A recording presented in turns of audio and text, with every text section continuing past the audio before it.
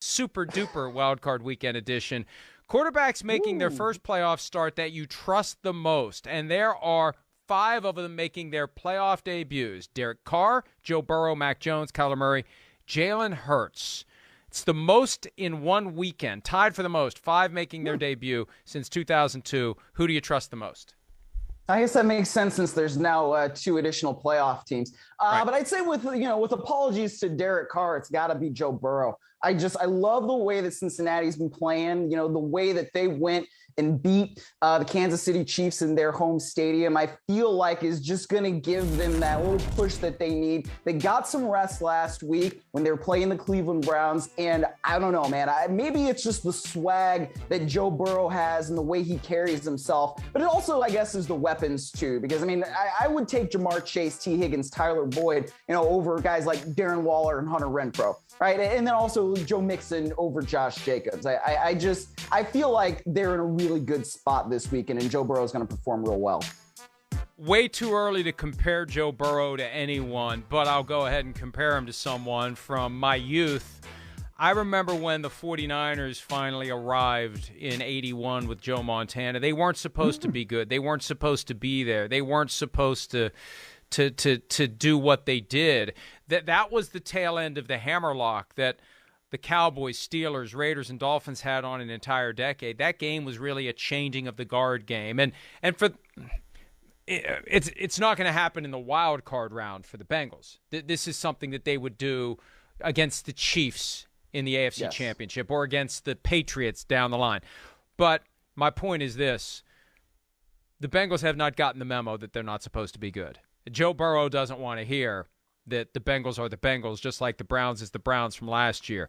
This is a different franchise, a different team, a different vibe, and I trust him more than any of the others because he just has a level of determination that is rare, and he can take that determination and turn it into action. He's got that moxie. He's got that attitude with the baby face, and he just goes out and he does it, and he gets it done, so I have my faith in him. Coach making their postseason debut that you trust the most, Rich Bisaccia, the interim head coach of the Raiders, Zach Taylor of the Bengals, Nick Sirianni of the Eagles, or Cliff Kingsbury of the Arizona Cardinals? Who do you trust the most? I guess I'm going to go with Zach Taylor, and we're just, Bengals heavy right now. But look, part of it is his quarterback, right? If you trust the quarterback, you're going to trust the head coach. But also part of it, too, is that Zach Taylor got some good experience when he was on Sean McVay's staff of coaching in the postseason. He was on that staff in 2017, 2018. Obviously, the Rams went to the Super Bowl in 2018. And so I feel like the way he rested his guys last week in order to get them prepared for this week, I think he's going to make some good decisions. And think about some of these big games that they've had before where they beat the Steelers on that Monday night last year. There's something there, I feel like, with Zach Taylor. So I think we're going to see it this weekend. Beyond Zach Taylor, I'm torn. I like what the Raiders are doing with Rich Bisaccia. I don't know how much I trust a guy who entered the season not as a head coach. I'm impressed with what Nick Sirianni's done this year because he has taken his preferred desires and approach and whatever, and he's adapted to what his team does well. He's adjusted on the fly more than any other coach this year, in my opinion, and the ability and the willingness to adapt on the fly will serve him well as a playoff game unfolds because he's going to have to adapt on the fly as that game unfolds if he wants to win it. Player with the most pressure on him this weekend, Myles, who's the first one that comes to mind for you? Well, it's not even a guy that's going to play really on the weekend. It's that Monday night game, and it's Matthew Stafford. Just the simple fact of that what they've done over the course of the year with the Rams. They brought him in to win playoff games like this because they didn't feel like Jared Goff could do it. So, last week you see him throw the interception there at the end of the game as he's trying to target Odell Beckham Jr. there on the deep route. And he's thrown so many interceptions. He's had fumbles that have, been lost. But Matthew Stafford's also really made some plays and stepped up when they needed him to do so the most. The end of that Baltimore game was really, it showed some stones there, especially on the 4th down throw to Odell Beckham Jr., what ended up being the touchdown throw to Odell Beckham Jr. as well. So this is what they brought him there for. He's got to be able to get it done. And there's a part of me that feels like there's more pressure on Sean McVay than Matthew Stafford. But, as the veteran QB who was brought in to win these games, he's got to be able to do it. It's just funny when you hear the things Sean McVay's saying about Matthew Stafford now, when you consider all of the stuff Sean McVay said about Jared Goff not long before he decided to flush Jared Goff down the commode. So I'm not saying that the Rams, if they would lose this game, I'm sorry, I'm not.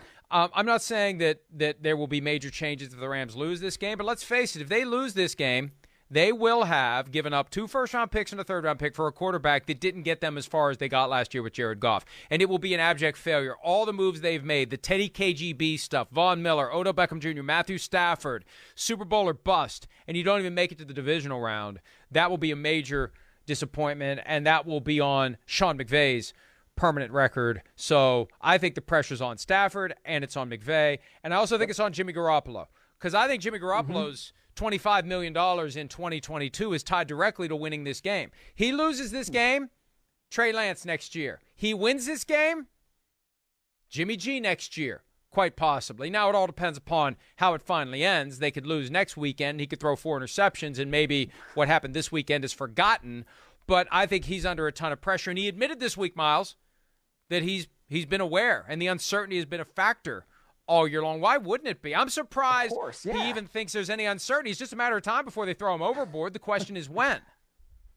Yes, of course it's a matter of not if, but when. That's what happens when you trade all that draft capital to go up and get a quarterback at number 3 overall. And frankly, I mean, I kind of thought that Trey Lance would be playing by now, but Jimmy Garoppolo has been good enough, and maybe Trey Lance has been bad enough in practice that Kyle Shanahan just wants to roll with what he's got going right now. And look, Jimmy Garoppolo played really well late in that game last week against the Los Angeles Rams to get that win. So if he's playing to that level, then yeah, they can definitely go down into Dallas and win that game. I think it's a combination. Look, they got exasperated with the fact that they couldn't count on Jimmy Garoppolo to stay healthy. Sure. So what happened this year? He ended up staying healthy most of the time. Missed a couple of games due to injury, but for the most part, he was healthy. And he's playing through injury now. But I also do believe that Trey Lance hasn't become what they had hoped he would be. And it's all word salad. It's all gobbledygook. And I know that the faithful get behind it because what choice do you have? You know, it's the mindset of this is our team and we support our team. And if you're somebody who isn't one of the people who support our team, we don't want to hear whatever you have to say, even if you're speaking the truth, and we'd rather not deal with it. But I really do think the truth is Trey Lance hasn't developed the way they had hoped, or he would be the quarterback by now. You don't give up all that stuff to deliberately and intentionally park the guy for 2 years. You don't. Right. Why would you do that? Why not stand pat and draft somebody with the 12th overall pick that is going to help you win this year? But they got to the point where they just couldn't deal with it anymore. The fact that they know Jimmy Garoppolo is going to get injured, they can't trust him, and then in certain big moments, they turn him into Bob Greasy and don't let him throw the football. So if, you know, you could say it's a good problem to have. I think the worst problem would be they win a couple of games and they commit to him again for another year because that's what's holding them back. At some point, they got to go with Trey Lance, and the sooner the better. Yes. Well, yeah, 49 and on probably won't love to hear you say that, but it's probably they already true. hate me. Yeah, that's okay. So does 2 and on and Everybody all those other people. Everybody Who doesn't hate you? They I don't hate you, Mike. That's all right. Thank you know, you got me. I don't know how much that means to you. It's a small club. It's a small club. It's very exclusive. You're in an exclusive club. The people who don't hate me, but you know, I mean, I don't care. Look, I'm not here to be loved. I'm not going to play the game. And I know the people in the media who pander, and there are some who are very good when it comes to pandering. It's almost believable the way they pander to the fans for their own selfish purposes. I'm here because I want to inform, educate, maybe entertain. I don't know. Are you entertained? If you're not, there's plenty of other things you can be spending your time on. We appreciate you listening or watching this. But I try to cut through the bull. I almost said it. Don't get too comfortable now. And present the truth. And sometimes people don't want to hear the truth about their team. They want to be in this bubble where it's just constant reinforcement of the best case scenario, the rose-colored glasses, and don't talk about the things that we're secretly worried about because maybe if you don't talk about them, they won't happen. I don't think that's a way to follow a football team. I think you need to have your eyes open about the flaws of your team and speak in a full-throated voice about where you want the changes to be made in the hopes of making the team better. All right, last point before we take a break. Underdog, you have the most faith in this weekend to pull an upset. Myles, upset. Underdog in whom you have the most faith to pull an upset. Who you got? Easy for you to say. Speaking of the faithful, I mean, I guess it's the 49ers. I mean, I don't think that this now is an original thought, but they, when these matchups first came out, that was the one that stood out to me, where it's like, all right, well, I think if the 49ers are at the top of their game, they're playing really good defense. Nick Bosa's getting after the QB. Debo Samuel's running the ball and catching the ball. You got Elijah Mitchell running the ball well, too. Like, they're a team that I think can do something. I think that they can not just win this game, but maybe they go on the road and they could possibly beat the Green Bay Packers at Lambeau, too, just based on how physical they are and their toughness. So that's the team I would say that I have the most faith in for an upset. Yeah, I agree, too. And, of course, the 49ers fans that want to be pissed at me won't acknowledge that I have the most faith in them to pull the upset. Patriots are another team that I have a lot of faith in. I think I have more faith in the Patriots to pull the upset than the 49ers. But I've picked 3 of the road teams to win this weekend. Patriots, 49ers, Steelers. Most faith, Patriots. Second, 49ers. Steelers, it's George McFly curling up his fist and taking a swing at Biff and hoping he connects. Hi, I'm Mike Tirico, and thanks for watching. Make sure to hit subscribe for the latest news and highlights from NBC Sports.